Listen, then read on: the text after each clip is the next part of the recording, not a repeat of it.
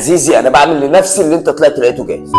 السلام عليكم ورحمة الله وبركاته. واللي ما يعرفنيش انا عمر الجوهري وانا مش صانع محتوى خالص. احنا النهارده يا جماعة فكرتنا عن اتنين شخصين دخلوا ابتدائي ومن ابتدائي اعدادي ودخلوا دبلوم صنايع. لما الشخص فيهم اللي هو المقتدر ماديا او اللي اهله مقتدرين ماديا بالتوضيح، الشخص ده ما بيعملش اي حاجة غير ان هو قاعد ماما بتعمل له الفاكهة، وده برضو نفس القصة بس ده في الشارع شغال. يعني اللي اقصد اقوله لك ان هو ظروفه مش احسن حاجة، بس الشخص ده بيحوش والشخص التاني قاعد مش بيعمل اي حاجه، عمال ياخد من التورته الكريزايه وبعد كده بياخد قطعه تورته، مش بيحوش خالص. المهم ان انا المقصد من الكلام اللي انا بقوله لك ده ان الشخص ده في يوم من الايام راح يتخانق مع الشخص ده وقال له بقول لك ايه ده انا جامد وانا جامد. راح الشخص ده قال له انا عملت لنفسي اللي انت طلعت لقيته جاهز. المضمون من الموضوع يا جماعه هو التحويش. الشخص ده حوش مبلغ بسيط بس حوش، حس ان هو بقى قوي ليه؟ عشان خاطر الشخص ده بيحاول يحوش وبيحاول يكون كويس. الشخص التاني ما بيعملش اي حاجه خالص، ولا منه بيحوش ولا منه بيشتغل ولا منه اي حاجه خالص. مش عايزك تبص على اللي عند اهلك، حتى لو انت معاك لازم تشتغل، فالشغل حتى لو معاك هيخليك كويس وهيخليك قوي. والشخص اللي معاه لازم يحاول يحوش حتى لو الدنيا صعبه جدا، لازم تحاول تحوش. ما انت هترمي فلوسك فين؟ ما تستهلكش اي فلوس في الفاضي. وان انت لو بتحاول تحوش ان انت تجيب ذهب، تحطهم في جمعيه، تحطهم في حصاله، المهم ان انت تحوش تكون بني ادم كويس، حافظ على نفسك وتحافظ على بيتك. التحويش ده مهم جدا. الشخص اللي معاه فلوس